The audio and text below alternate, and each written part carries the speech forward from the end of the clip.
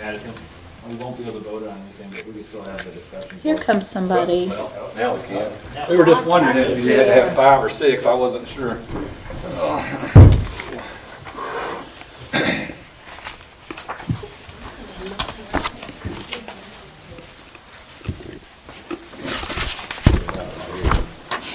What was it? It's too cold to get out. Is it so it's in the middle? I think it's going to get worse too. It's too cold. Well, I had to run here, so, You had to get here. I had to run to get here. Don't worry. I've been going all day. I didn't have Are we ready over there? I'm going to go ahead and start. I didn't see it home all day. All right, I'm going to go ahead and call the meeting to order. It's January 7th, first meeting of 2025. First item on the agenda is the leak adjustment reviews for December. I'm assuming everything has the correct paperwork. Everyone had the documents they needed. Nothing out of the ordinary. Nope. Oh my goodness. What a big bill.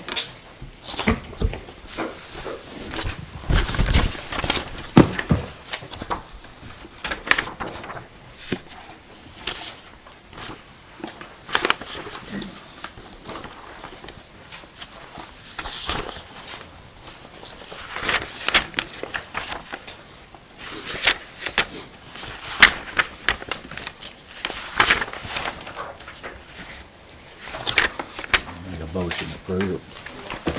Okay, we have a motion to accept the leak adjustment review. Second. We have a second. All in favor? Aye. All opposed? Second is the approval of December minutes. It's right after the leak adjustment reviews, maybe, I don't know, 25 pages in, something like that. Just one page has the Bryant logo. Actually, it's a couple pages, has the Bryant logo on it.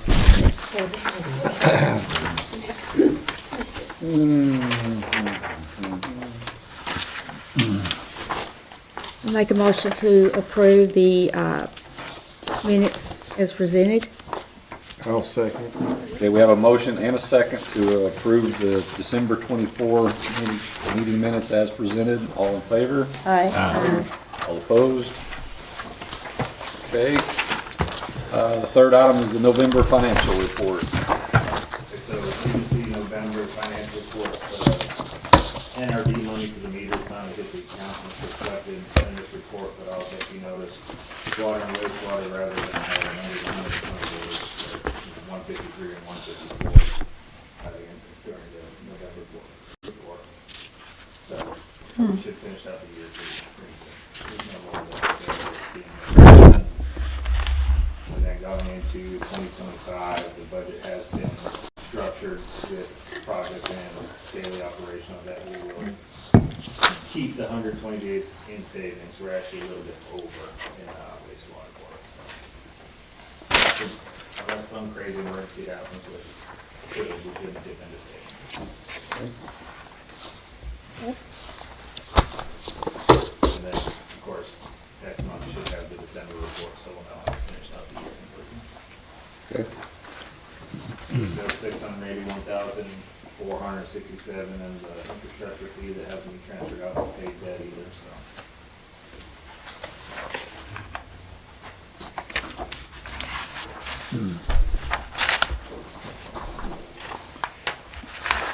What are the numbers that are highlighted in yellow? Joy's notes. Oh, okay.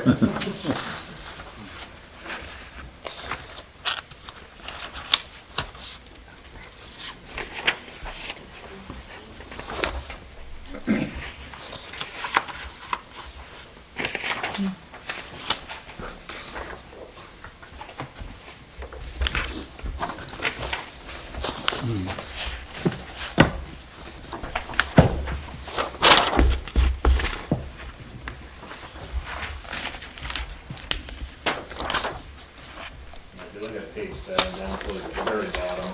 Hey, what, which page? Page 7 at the bottom, that's where the infrastructure fee is. That amount will vary every month, that amount we brought in, and then Joy transfers it out to pay that. He usually does it quarterly. Okay. So if you ever see zero in there, because when she ran the report, we had taken 3 months worth of it and paid it out towards debt. Okay. Ignore the stuff in the red on that page, that's draft for purposes of comment. These are really coming.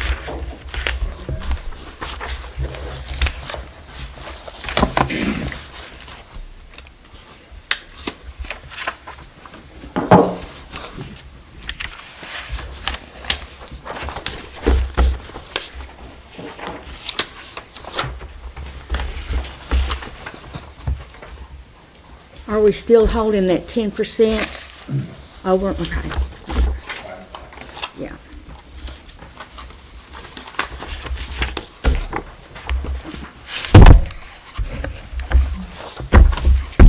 Mariah's not here, she's in Iowa, but she is watching, so.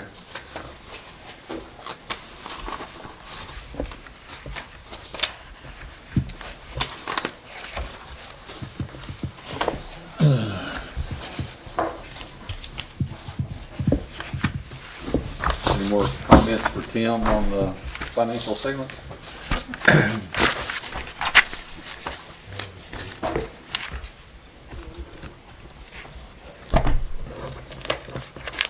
I move that we accept the financial statement as presented. Okay, we have a motion and a second to accept the November financial statements. All in favor? Aye. All opposed? Next on the agenda is public comments. Doesn't look like we have any. Next is old business. There's nothing listed under old business. Okay.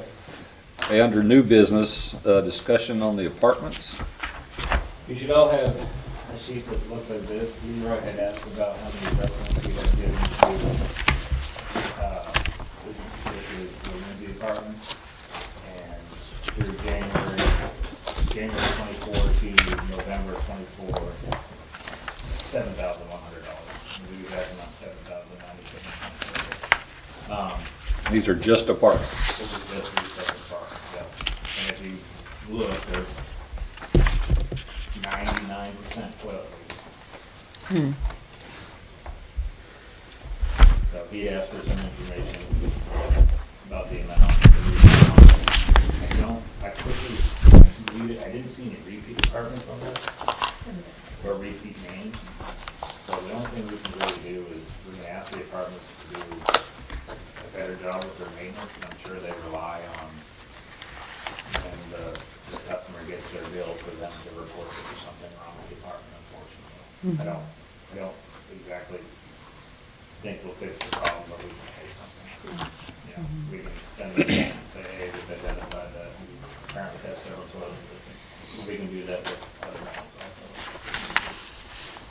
We still pushing the water stuff, inspections coming and sign up for service, or they call and inquire about the water, and we email them the documentation so they can get on and monitor the water. I have the girls pushing that out front, so hopefully they'll eventually Yeah, for put it all out there.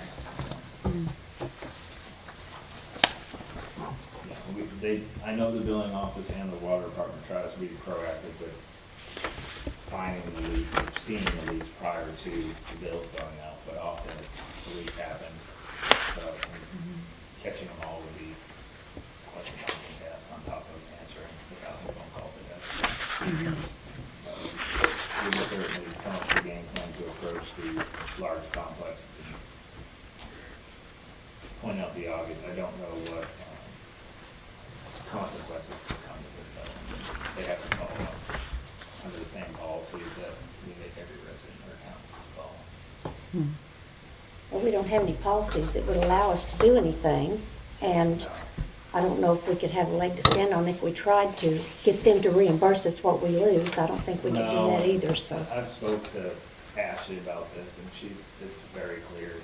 Even though the complex is owned by a corporation, the individual dwelling is an individual dwelling, just like a house would be. So it has to So be do treated. these people pay their own water bill, or is included in their rent? No, they No. pay their own water bill. Well, some of these adjustments are quite small. Is that Yeah. right? Oh. Okay. That's the ones that I get to do in-house under $100. Oh, I okay. included those in with the ones With, that you okay, guys. everything. Well, it's actually not as much for the year as what I kind of expected. No, I think what happens is, you know, like just say Cyclone, there might be 20 apartments on Cyclone, so you see Cyclone several times. Yeah. But it's less than I thought it would be also.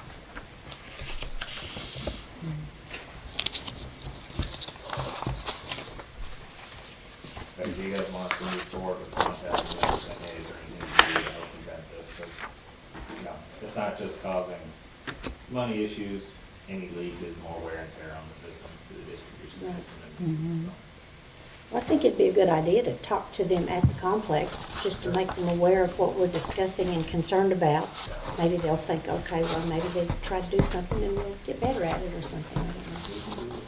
I'll get, I'm sure Angela has a contact, I'll go past the maintenance, and we'll contact one of the managers of the corporate, so that way it's different. Okay.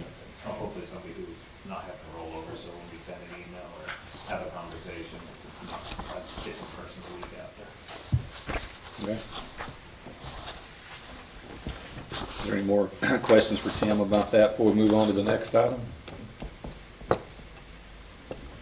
Okay, next under new business is discussion on deposits. Okay, so nobody really knows how it happened, but we require all households that are renters to have a deposit on file. The rumor was that the apartments and other didn't have to because they had some standing bond or something like that. Well, Angela, I, and the city clerk, and Ashley looked for 2 months of this supposed bond and ordinance. We can't find it. So at this point, it doesn't exist. It was something that happened in the past that was just assumed to be correct. So we're going to pursue the apartments, multi-dwellings, that they need to have a deposit on file, just like, again, any other rental in the city that needs it. So we probably will get some pushback. But I just want to let you know that's coming. They're all going to be treated the same. You're referring to the apartments? All these. Several. Oh. Are you talking about a deposit from each person in the apartment? Yeah. Okay. Each resident. And Because really, they want it to go active back in their name after a tenant moves out, just so there's no shut off in the water. So we always call for those people that have deposits on file, and for years we've been told, that there's a bond out there, and that no one can furnish with the bond, and we can't find them. Who told you that? I'm just curious. You say you've been told by, prior Prior. employees. Yes. before oh, this. okay, all right. You know, that the bond, the deposit helps protect our infrastructure if something happens, but, like I said, if it's 100 apartment, 100 individual dwellings, that's going to be 100 deposits that they're gonna have to put up. So, Even though they've been living there and getting service for a while, you're gonna Well, require them to do the that? actual apartment complex will have to furnish the deposit, correct? Yes. Okay. The tenants hold one on file, but when they move out, the corporate wants them water back in their name, but there's no deposit on file, for us to roll it back into their name. But we've always rolled it back into their name, because we've always been told there's a bond out there. And if, say, Linda, you had a rental, we would make you have a deposit for that rental. Me as well as the tenant, is what you're saying? So that, we're discussing the fact that the apartment owners are gonna have to pay one. Okay, I misunderstood what you were saying. Because the Tenants people already that, put one on file, it's just the corporation, they don't keep one. Okay. For it to go back into their name when the Okay. tenant moves out. So, Angela and Ashley are working on drafting a letter, and we'll get it sent out. okay, So they get that back when they move out. Yes. the customer does. The customer will. Yeah. Check it out of the last bill, and then if there's any left.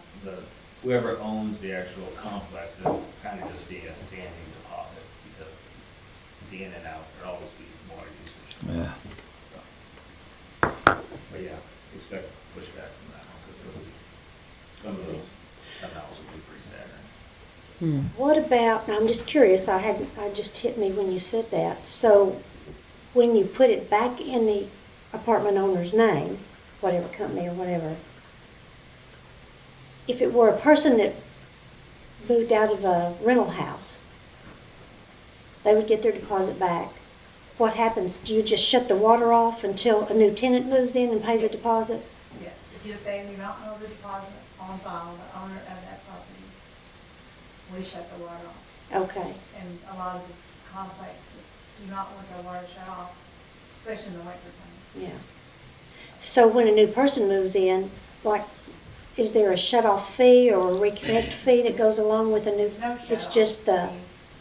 It's the $15 fee for us to go out to turn the water back on. okay.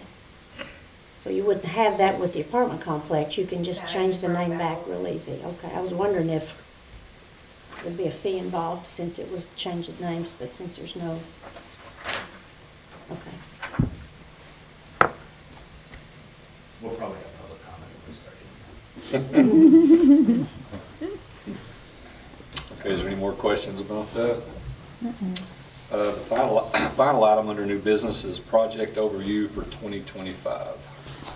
So everybody should have one of these. Kind of my goal to start this year is, some of this will be a little bit of review from what we talked about last year, and then it's a 50,000-foot overview of what's coming in 2025. And then as we progress through the year, we'll get into a little more in depth with some of these projects in the day-to-day, but I kind of want to set us on a path of what we'll be discussing for the next 12 months. So, you flip here to page 2, it discusses, 2024 and what was some of the good things there. And, one of the things we really tried to do, and I'm not going to go in complete order, but we have the water meter upgrade. And really all that's left is the section of Highway 5 that's going to be relocated. So some of that's reimbursable, so we didn't really want to invest the money into that until we know exactly what's coming that way. And then receive the funding for the 5 major projects, so that's 3.5 for the meters at 0% interest and 1% fee, 1.5 for Leah Circle, this is millions, at 0.75 and a 1% fee. Just about 1.8 for the Spring Hill gravity line, 13 million for lift station 5. And if you remember, we actually allocated 1.1 million of the ARPA money for design of lift station 5, which predicted to actually roll into construction, so cut that cost down a little bit. And then 11 million has been potentially offered through NRD for South Point project, which we allocated 900,000 to that for the design. That was the percentage. And then Hawkins and Weir has lift station 5. So we completed the water master plan, which actually came in just about $60,000 under budget, so that was kind of cool. And then the increased customer awareness and interaction. One of the things Mayor Treat has tried to do is really be transparent, and in that he developed this Whiteboard Wednesday thing along with a whole bunch of other videos, which for the majority of 2024, I think they were public works. I think we did most of them. So we'll continue to do that moving into 2025, trying to get as much information out there as we can on all sorts of different avenues, not just sitting here on Tuesday nights with social media, news articles. So that way, whatever's going on the information can be sourced pretty easy for a resident or a customer. And here on page 3, these are kind of our major projects for 2025. So like I said, lift station 5, which is, we've started design, very beginning. Hopefully design is done by this year and we start construction sometime next year. Wastewater master plan, that's something we thought would be done sooner than it is. It's been not drug out, but it's had, we've just been, I don't know what word I was looking for, really specific and detailed on it. Wastewater is very expensive, so you can imagine the projects are very expensive. We're also waiting for our preliminary and future permit requirements to come back. you need those to kind of determine and drive the cost and improvements you need in your system before you can kind of just, you don't wanna have to go build $70 million worth of project when you only need to build 50. So, we've got our preliminary on that. We should have a meeting with some other options of treatment here coming up soon. The Spring Hill gravity line, we've talked about that a whole host of times last year. South pressure plan will be kind of a big topic this year. Currently, we're waiting to acquire some property, to see where the tank will go. So the design on that's kind of stagnant until we get that property. Impact fee and rate study, the reason that's kind of held up is because of the wastewater master plan. You kind of need both of those projects to drive what your rates are gonna be. We'll still fit well within the Act 605 guidelines, so we're not worried about that. And then the Saline Regional Public Water Authority is in the process of acquiring the first 50 easements right now. So, one thing that is not on here is the Highway 5 utility relocates, which is from Reynolds Road to County Line. And of course, it takes a minute to read Jim since you have. As I mentioned it. You broke it. You're an engineer, supposed to fix things. Well, all right, so this is sewer and water from Reynolds Road all the way to County Line. Currently, Garnet Engineering is our engineer for it. We're in the very early phases of basically determining what portions are reimbursable, what portions are not. There's a 6-inch line that they're doing some research on. If it's not, it would be somewhere between $500,000 and $750,000 if we have to pay for it, but if it's reimbursable, so it's worth doing the extra due diligence. We're not even really in design yet. We've located some extra crossings we want to do. We've come up with some plans. If we have to relocate, we'd like 2 water mains on both sides, so we don't have to run services under the highway. So you don't see it on this capital project list, but it is something we'll be heavy into. The highway department has modified their schedule just a little bit, pushing it out, but not too much. So design is due in December of 2025. So we don't see any problem hitting that mark, but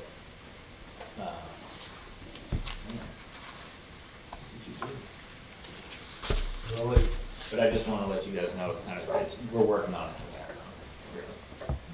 So what is the construction date for it gonna start, for the highway department to? They have already started going out and surveying right away and approaching people for acquiring right away. Oh, okay. Part of it is actually where our north tank is. They need a section of the land there, so we met the appraiser there 2 weeks ago. I'll mention it because I think it's probably worth mentioning to you guys. So right now, our overflow in this tank is kind of right here, and it sheet flows into this ditch line. Well, the new design has completely underground drainage for the highway. So I'm not sure who will pay for it, if it'll be a split cost, but we've asked our engineers to take this overflow and work with the highway department to basically get it piped into the drainage. Because if we ever have an overflow, once it comes to full pipe, if it overflows, it'll just sheet flow across the highway. It doesn't have anywhere to go now. So, and then really, they're looking to take kind of this portion right here. It's for grade work, it's not for the road. They have to grade it out with their new alignment. So we met the appraiser out there, still waiting for a dollar figure back on that. We checked to make sure that this is an elevated tank, so it's much wider at the top than it is at the bottom, so we're still within how far we need to be away from it with the road and the right of way and all that stuff, so we'll have to work with them on that. And then, like I said, we would like to do 2 water mains on each side of the road. There's some already sewer crossings. Where's that one, Ted, that we need to fix? Is that Natalie? Or it goes from like 12 to 8, 10? Yeah, the force main that comes across, there's one at Midland too. Yeah. The Midland crossing, is back when we did the, up there. This does kind of an exchange from a 12 down to an 8, back to a 12 to a 16, so there's a restriction in line. And so when they do this work, we're going to exercise that sewer force main as part of that. And then the one at Natalie is, we're looking at kind of some strategic places to get gravity crossings. That's a Parkway.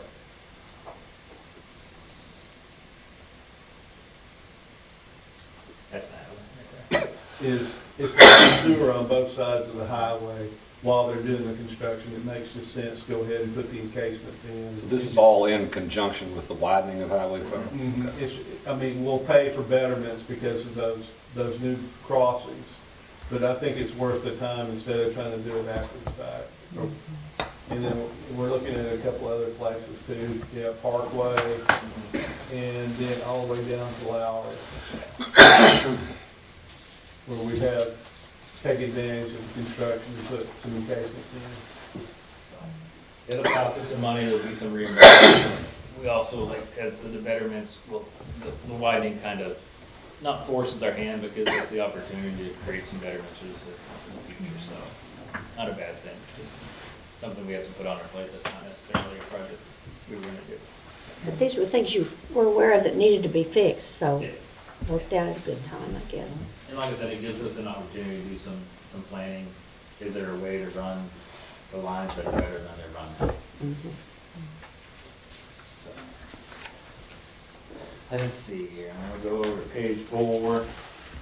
So, water department, like I said, this will be kind of where we get into when we start to go to kind of bring you a little series of, day in the life of a water utility worker, day in the life of a wastewater worker. So, it's just a brief overview of the water department, but just some things to point out.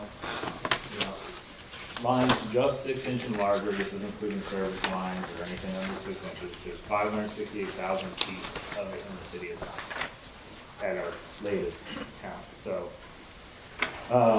108 miles of pipe, 99 miles of 6 inches and larger. There's 3 storage tanks. There's 2 1 million and 1 2 million as it stands right now. The South Plain tank is the one we're looking at, the one over here on Reynolds. One of the reasons we're looking at that, because that's a 1 million gallon tank, but because of its elevation, you can't use all 1 million gallons. So it is,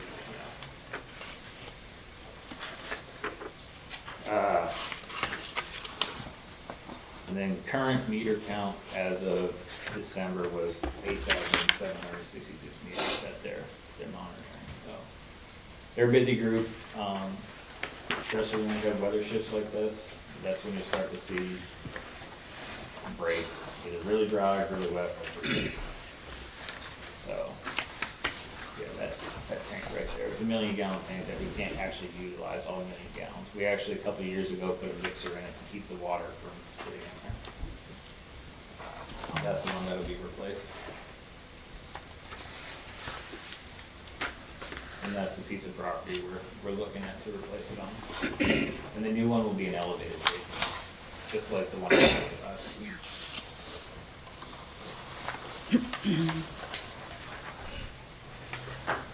So if we move over to slide 5, same thing. I think everybody here knows, if not, about 4.5 years ago, we purchased our own pipe bursting equipment. We can do technically we can do up to a 16-inch line. It's kind of difficult to pull that. Typically we go from 6 to 8. Anytime we do an area, if we can put a larger pipe in the ground, we will to create capacity. Their latest project was, can you shoot on Sage Creek? Oh, sure.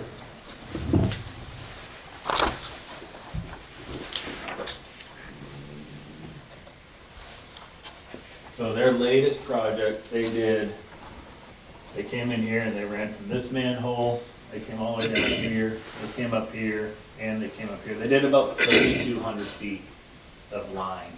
And this is not a line that was actually on the radar. What happened was when we got our modeling back from the RJN, which is the company that works with Chris for the wastewater plant, it showed 2017, there's a graph, up and down every time it rained. It just had this massive inflow. And then the new one showed basically the same graph, but increased. So rather than sticking more flow monitors in there, and we said, hey, we have the material on site, let's just go knock it out and see what happens. And we have seen a reduction of INI after doing that line. We've seen it at lift station 5 through its SCADA, and we've also seen it down at the plant. So that was a good move.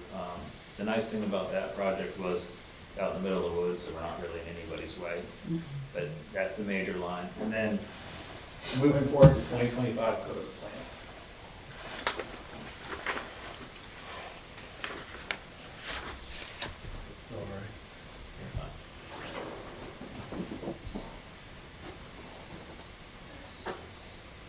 Just go straight to the front gate. So 2025, we're gonna start basically here. And we're gonna kind of work out here, and we're gonna work part of this neighborhood. We'll be in people's ways. The nice thing is most of that sewer is in alleys. It's all, 60s and 70s put in. It'll be a little convenient because it's really close to the shop, but that's where we'll be working most of this year. We've identified just 3 years of work in-house, so.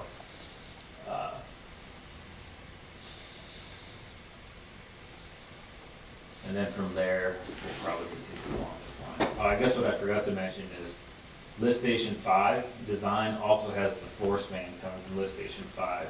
And it's 2.5 miles? Mm-hmm. Yeah, it's 2.5 miles, so, 2.65. yeah, so that is also included in there. Lift station 5 is tucked up, it's blurry, but it's tucked up in here. And that's the largest lift station. That should be Parkway Bridge, right? Mm-hmm. Yeah. There's 5 right So there. that's the one you gotta drive through Alexander to get there.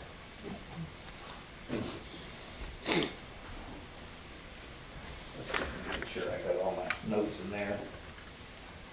So, numbers that they ran today for me, the gravity sewer that we have right now, it's 515,000 feet, or just about 97 miles. And then the force main sewer, 160,711, or 30.2 miles. Currently maintaining 43 lift stations and about 170 ones, and they slowly fall off. As a house gets sold, we don't maintain them. Any new ones that come into the city, we don't maintain them. We make the developer, homeowners make them. We don't take care of them.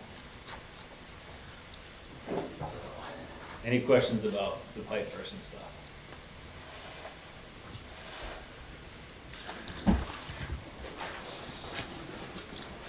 You can skip. Move GIS copy. Wastewater treatment plant, this kind of goes back to the wastewater master plan that we're working on. I think everybody, except for Leroy, has been there at this point in time. It is 24/7, it's manned 24/7, current capacity is 3 million gallons a day. It does have, the way it was built, it is set up for a 1 million gallon a day expansion.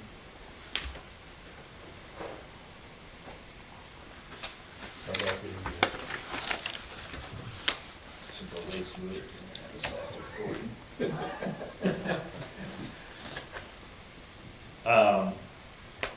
Like I said, the original wastewater master plan came back with some, we were anticipating some higher limits and some new limits on the permit.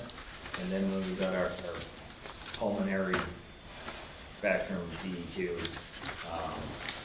it doesn't look like we'll have to do those. So we're kind of going back and revamping. We're also going to try to reuse some of the, there's an old pond back there behind the centrifuge, if you guys remember. We have our EQ basin, we have our old pond. We're going to try to use part of that old sludge basin for some collection.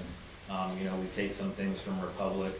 At this point, some of these improvements are being driven because of what we take from Republic, so we're gonna approach them and say, hey, if we're gonna keep taking your, essentially, leachate, you need to start helping with the improvements.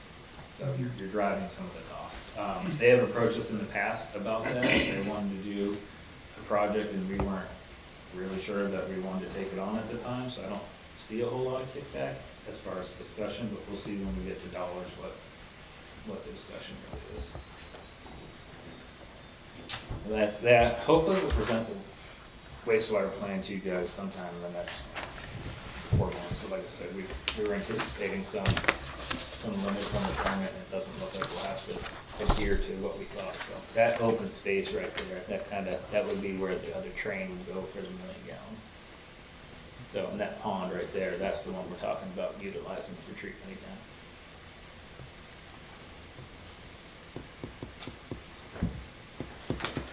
You want to talk about your department? You're up next. I don't have anything to Oh, you're good. talk. Everything's great. Hey, I'll tell you what, they're one heck of a team in there. They all function and flow really well. You know, they take good calls, they take bad calls. One thing that's really enjoyable is whether the customer likes the answer or not, they've gotten a lot of education. So when a call comes through, they're told the truth, they're told why, they don't always like it. A lot of them, once they know how the billing works and why they're being billed, it seems to calm them down. I know that the amount of calls I used to receive and what we get now, especially with Angela's current team, I might get 1 every 2 weeks, which is fantastic. So it used to be, they would just, yeah. So they're doing a great job. And like I said, I enjoy the team. So page 8 says engineering, construction management, but don't get confused with Ed. So that's really, if you haven't met them, that's Scott, Joe, and Darren. And they'll be out there for the test for new developments for sewer and water, pressure test, vacuum test, that kind of things. They reviewed the camera logs of the sewer system. They also, new taps. If there's jobs that we outsource rather than do in-house, they'll go out and kind of, not manage, but make sure things are being adhered to by city specs and things like that. So when they're kind of, they're not in the background, they're just not always on city jobs. They're on all these new developments and stuff, so. But there are 3 guys that have historically the largest base of knowledge for the system for the entire city, water and wastewater. They do a lot of the editing of the GIS also, so they're super important to us. If there's something that we can't find on paper, you can probably ask one of them and they'll know. And probably know where to find the information.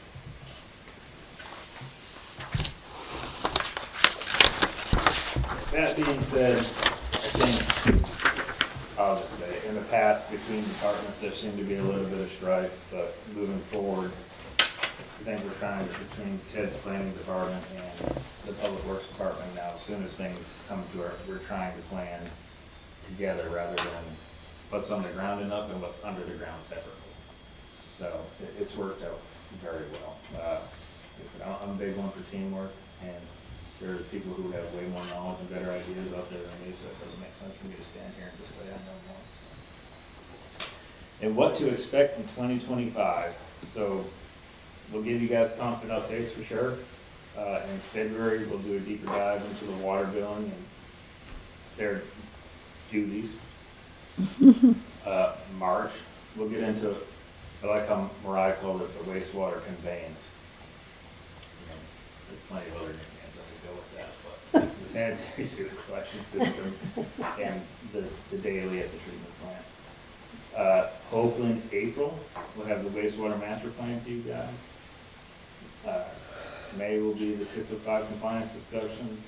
June, July, and August will be heavy with the water and wastewater rates and the impact fees. You know that's going to cause a lot of discussion, so hopefully we'll do a whole lot of education on that, so there's no questions. Answer anything we can, put as much information out as we can. She has in here updated exciting next steps for our customer relations efforts late in the year. And then in November, December, we'll do a recap for this year, hopefully answer any remaining questions, and we'll do the same thing as we'll do a look in 2026. And again, a lot of times these projects from year to year are going to carry over. Such magnitude, design work takes a year, construction will take a year and a half. Any questions on that?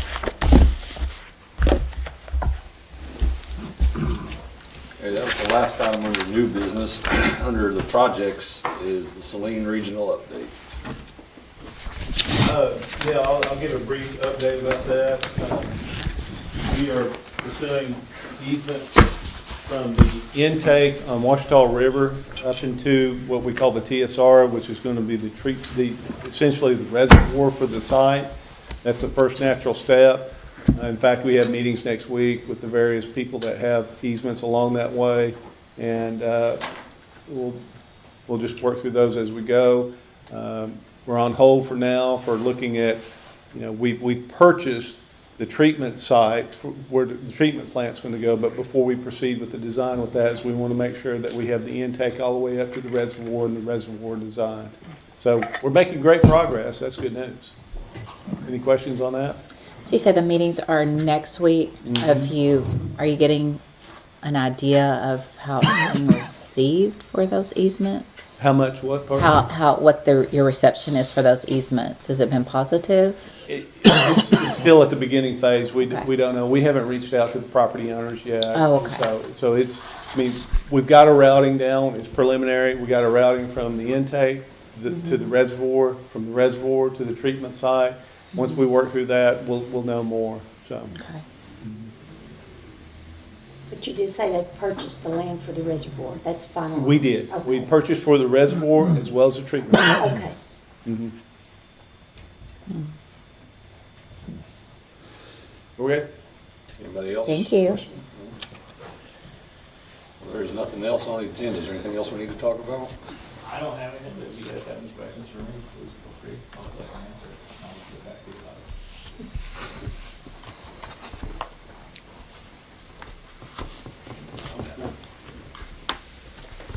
All right, I'm making a motion to adjourn. Okay, we got a motion to adjourn in a second. All in favor? Hi. All opposed? And that's your thing.